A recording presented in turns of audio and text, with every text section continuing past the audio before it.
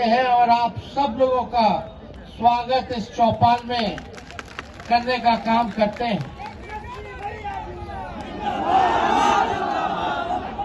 अभी प्रदेश अध्यक्ष युवा के राजेश यादव जी कह रहे थे जब आपकी सरकार बनेगी, हम इनको कहना चाहते हैं जब नहीं 2025 में ही बनेगी। बनाना है कि नहीं बनाना है? हाथ उठा करके बताइए, बनाना है ना? आप सब लोगों को हम बताना चाहेंगे कि देश भर में नहीं पूरे विश्व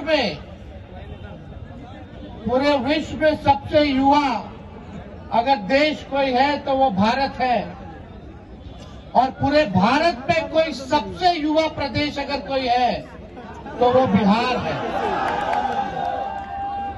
अब बिहार में ठाना है और आप लोगों को नया बिहार बनाना है। तो जब नया बिहार बनाना है, देश का सबसे युवा प्रदेश बिहार है, यानी युवाओं की जनसंख्या पूरे बिहार में जिनकी आयु 25 वर्ष 18 से 25 वर्ष है, उनकी आबादी 58% है। कितना? 18 से 25 साल के, यानी सबसे ज्यादा आबादी 25 साल के नीचे वालों की है, नौजवानों की है, युवाओं की है। तो जहां युवा सबसे ज्यादा तादाद में रहते हैं, वहां रिटायर्ड और टायर्ड मुख्यमंत्री नहीं चाहिए। बोलो 75 साल का मुख्यमंत्री चाहिए क्या? अब हम तो कुछ कहना नहीं चाहते, लेकिन हमारे मुख्यमंत्री जी अभिभावक के सम्मान करते हैं, लेकिन ये पूरा सरकार जो है बीमार हो चुका है और ये सरकार और थोड़े दिन रह लेगी तो पूरा बिहार को बीमार कर देगी। आदरणीय नीतीश कुमार जी से अगर कोई पूछे कि अपने मंत्रियों का नामे बता दीजिए, कौन कौन विभाग के कौन कौन मंत्री है, तो नहीं जानते होंगे। विभाग के सचिवों का नाम अगर पूछ लीजिए तो वो अपने विभाग के सचिवों का भी नाम नहीं बता सकते। वो तो छोड़िए, अपने उप मुख्यमंत्री का दो गो है, दो है ना, एगो फाउल माउथ है, एगो लाउड माउथ है। कल जम करके हम लोग क्लास लगाए, तो दोनों उप मुख्यमंत्री सदन में झूठ बोल रहा था। सबका झूठ बता, जो सदन में झूठ बोले वो जनता के सामने कितना झूठ बोलता होगा। इसीलिए बीजेपी को बोलते हैं बड़का झूठा पार्टी। इतना झूठ बोला ये लोग। लेकिन आप सोचिए, मुख्यमंत्री जी से अगर पूछा जाए कि अपने दोनों उप मुख्यमंत्री का नाम बताओ, तो उनको अधिकारी लिख करके देता है, तब पढ़ करके नाम बताते कि फलना जी हमारे उप मुख्यमंत्री। तो मेरा कहने का मतलब है 15 से 29 साल की आयु वर्ग में लगभग 31.9% युवा शिक्षा, रोजगार या प्रशिक्षण में शामिल नहीं है। और इस श्रेणी में महिलाओं की स्थिति और भी चिंताजनक है। लगभग 57% महिलाएं इन गतिविधियों से वंचित है। आप समझ लाइए कि 29 साल के जो नौजवान हैं, उनको कोई काम नहीं है, कोई प्रशिक्षण नहीं है, कोई रोजगार नहीं है, कोई नौकरी नहीं है, वंचित हैं लगभग 32% लोग। और उसमें से महिलाओं की स्थिति और चिंताजनक है। लगभग उनमें से जो महिलाएं हैं 57% वंचित है शिक्षा से, रोजगार से, नौकरी से। क्या स्थिति बनी हुई है पूरे बिहार में? नीति आयोग का रिपोर्ट देखो तो बिहार सबसे गरीब प्रदेश है। प्रति व्यक्ति आय, प्रति व्यक्ति निवेश में बिहार सबसे पीछे है। बेरोजगारी में, गरीबी में नंबर 1 है, पलायन में नंबर 1, गरीबी में नंबर 1 है, पलायन में नंबर 1 है, और किसानों के आय में बिहार जो है सबसे फिसड्डी है। किसानों का आय नहीं हो रहा। महंगाई की मारामारी है। सब लोग जो है परेशान है इस मौजूदा सरकार से। थाना चले जाइए, ब्लॉक चले जाइए, तो केवल बिना घूस दिए हुए कोई काम नहीं होता। होता है काम। तो आप सोचिए, एक और आंकड़ा हम आप लोगों से पेश करना चाहते हैं। 18 से 23 वर्ग के युवाओं के लिए बिहार में प्रति 1 लाख आबादी पर केवल 7 कॉलेज है। समझ जाओ, 18 से 23 साल के जो वर्ग है युवा के, प्रति लाख आबादी पर केवल 7 कॉलेज है। बताओ कहां जाएगा पढ़ने, कहां लिखने जाएगा? सब काम के लिए बाहर जा रहा है, पलायन कर रहा है। पढ़ाई के लिए लोग जो है नौजवान बाहर जा रहे हैं। नीतीश कुमार जी ने बिहार में इनको 20 साल दिया। नीतीश कुमार जी ने बिहार में 2 पीढ़ियों को बर्बाद करने का काम किया है, और इनको एक और मौका मिल जाएगा तो तीसरी पीढ़ी भी बर्बादी करने का काम करेगा। 534 प्रखंड है पूरे बिहार में, 534 प्रखंड है बिहार में। उनमें से लगभग 400 प्रखंडों में डिग्री कॉलेज नहीं। बताओ है? 400 प्रखंडों में डिग्री कॉलेज नहीं है। और सबसे आश्चर्य करने वाला जो हमारे पास आंकड़ा है, जो गांव है, ग्रामीण में जो गांव में लोग रहते हैं, 83% नौजवान गांव के बेरोजगार हैं। कितना? ये सोच लीजिए, 83% जो लोग हैं गांव के हाथ में, वो लोग बेरोजगार हैं। अब हम आपसे पूछना चाहते हैं, ऐसी सरकार चाहिए जो युवा विरोधी हो? चाहिए क्या? हमारे मुख्यमंत्री जी को क्या चाहिए? तेजस्वी सरकार। वो क्या किए हैं?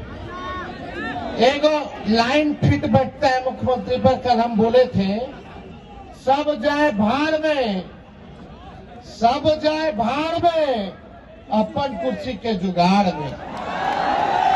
अपने कुर्सी के मोह में इन्होंने आपके भविष्य के साथ, नौजवानों के भविष्य के साथ खिलवाड़ करने का काम किया।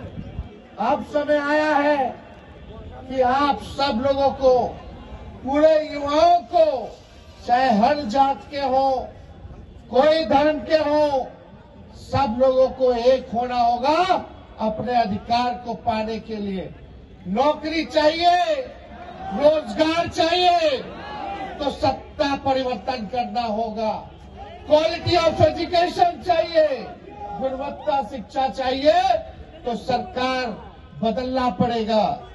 और हम बता दें, बिहार का भविष्य लिखना है, और जो कलम उस बिहार का भविष्य जो लिखेगा, उस कलम का नाम युवा है। और आप सब लोग जानते हैं, जब जब युवाओं ने अंगड़ाई ली है, तब तब सत्ता डोला है। अब हमको निकम्मी सरकार नहीं चाहिए। आप देखिएगा, रिटायरमेंट का उम्र क्या होता है?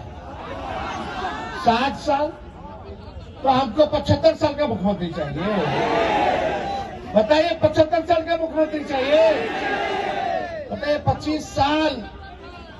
25 साल वालों, जो 25 साल के हैं, पूरे देश भर में, पूरे बिहार में उन 25 साल के आबादी वाले कितने लोग हैं? 58%। है कि नहीं?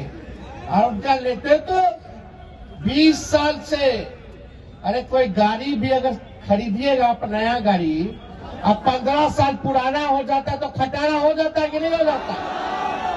सरकार अनुमति देती है चलाने के लिए? क्यों नहीं देती है?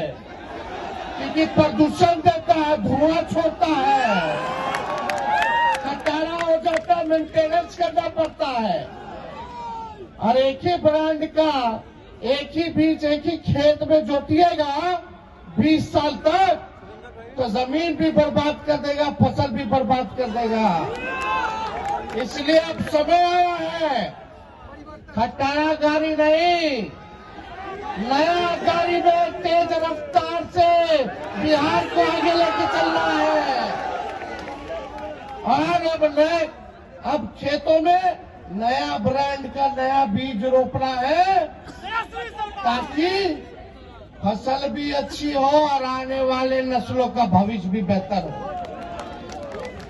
तो आप देखिएगा कि मुख्यमंत्री तो टायर्ड है, अब योग नहीं रह गए बिहार चलाने में, इनके अधिकारी भी रिटायर्ड हो गए, फिर भी इनको जो है एक्सटेंशन दे दे करके जो है अधिकारी जो है उनको अधिकारियों का एक्सटेंशन मिल रहा है।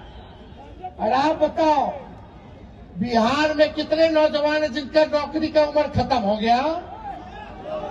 नौजवान को नौकरी नहीं, और जो रिटायर हो गया उसको नौकरी पे रख रहे हैं। ऐसे बिहार नहीं चलेगा, नौजवानों को नौकरी मिलना चाहिए, रिटायर्ड लोग को नौकरी नहीं मिलना चाहिए। नया बिहार बनाना है। और आप लोग सब लोग जानते हैं ये रिटायर्ड अधिकारी बिहार को ये लोग बर्बाद करने का काम कर रहे हैं। आप देखिएगा चाहे रेलवे का बहाली हो, आर्मी का बहाली हो, बीपीएससी का बहाली हो, एसएससी का बहाली हो, पीएससी का बहाली हो, एसएससी का बहाली हो, हर परीक्षा में पेपर लीक हो रहा है कि नहीं हो रहा? और हमको दर्द होता है जब भी छात्रों पर, अभ्यर्थियों पर एक एक लाठी पड़ता है तो तेजस्वी को चुभता है इनका तीर। ये नीतीश जी का जो तीर है, जब जब छात्रों पर इन्होंने लाठियां चलाई नहीं, तोड़ी है उनके पीठों पर, तब तब तेजस्वी को दर्द हुआ है, चुभा है। क्या बना रहे? पेपर लीक कर रहे, अपने अधिकार के लिए लड़ रहे। बीपीएससी वाले अभी भी आंदोलन पे। हम लोग गए, मिले मुख्यमंत्री को, 2 बार चिट्ठी हमने लिखा। कल भी हमने अपने विधानसभा के भाषण में हमने बीपीएससी की चर्चा की, लेकिन उस पे एक शब्द भी सरकार के लोगों ने, नौजवानों पे एक शब्द उन्होंने नहीं कहने का काम किया। और आश्चर्य बात है, हम सोचे बिहार के इतिहास में पहली बार ऐसा हो रहा होगा देश में, जब कोई नेता प्रतिपक्ष भाषण दे रहा हो तो मुख्यमंत्री गायब हो। वो गायब काहे ला थे? क्यों नहीं आए आप सामने मुख्यमंत्री जी? और जैसे हम भाषण दे के बाहर निकले तुरंत टनाटन आ गया अंदर। अरे भाई, उनको अधिकारी लोग और कुछ बीजेपी का कुछ जो उनके पार्टी में मानसिकता वाला नेता लोग पकड़ के बैठाया हुआ था, मत जाइए। अब तो केवल मुखौटा है, रिमोट कंट्रोल कहीं और है नीतीश कुमार जी का। तो आप समझ जाइए क्या स्थिति बनी हुई है। कोई जवाब नहीं। हमने बोला बीपीएससी के छात्रों को न्याय मिलना चाहिए, और हम इस मंच से भी कहना चाहते हैं, उन छात्रों के साथ खड़े हैं, उन अभ्यर्थियों के साथ खड़े हैं। हम लोगों ने सदन में भी आवाज उठाया, कल भी हमने सरकार के सामने हमने बात को रखी है।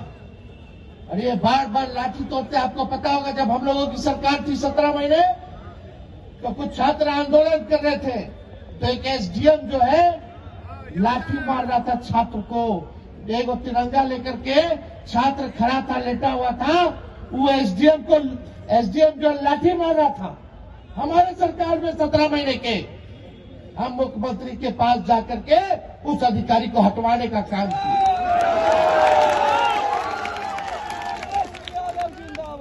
हटवाने का काम किया उस अधिकारी को, लेकिन हमारे सत्ता से बाहर जाते ही उसी रिटायर्ड अधिकारी को एक्सटेंशन देकर के सरकार ने फिर से काम दे दिया।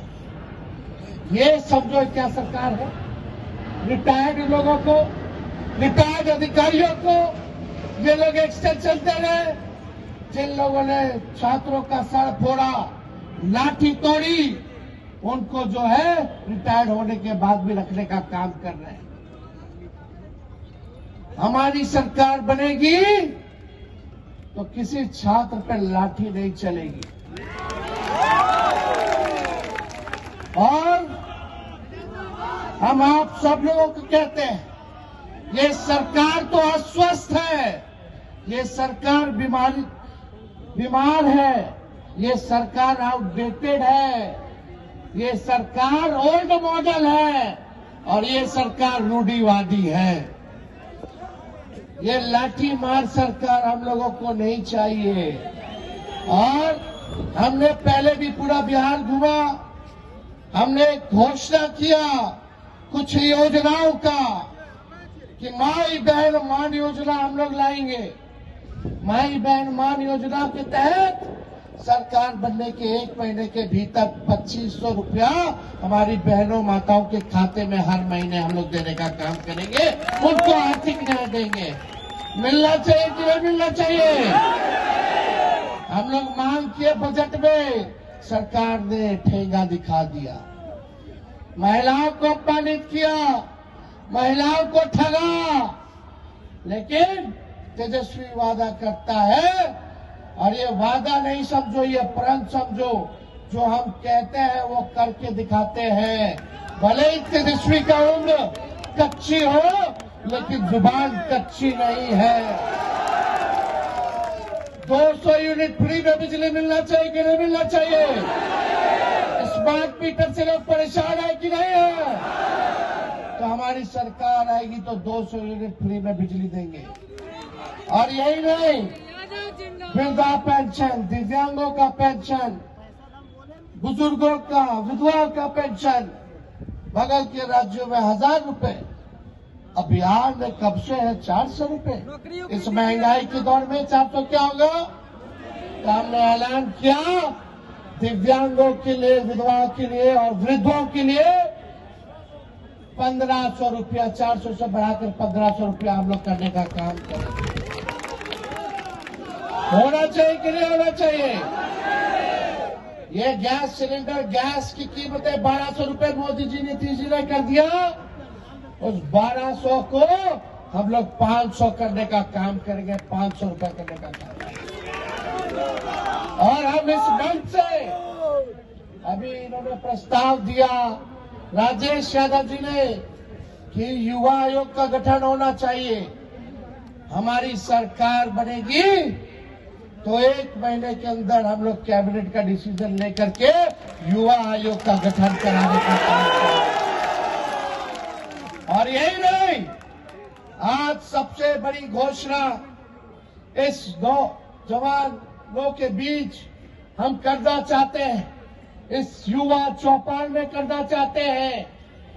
बहुत नौजवानों की मांग है डोमिसाइल लागू होनी चाहिए। लागू होनी चाहिए कि नहीं होनी चाहिए? कई जगह झारखंड में भी 100% स्थानीय। ये गैस सिलेंडर, गैस की कीमतें 1200 रुपए मोदी जी ने तीसरे कर दिया, उस 1200 को हम लोग 500 करने का काम करेंगे, 500 रुपए करने का काम करेंगे। और हम इस मंच से अभी इन्होंने प्रस्ताव दिया राजेश यादव जी ने कि युवा आयोग का गठन होना चाहिए।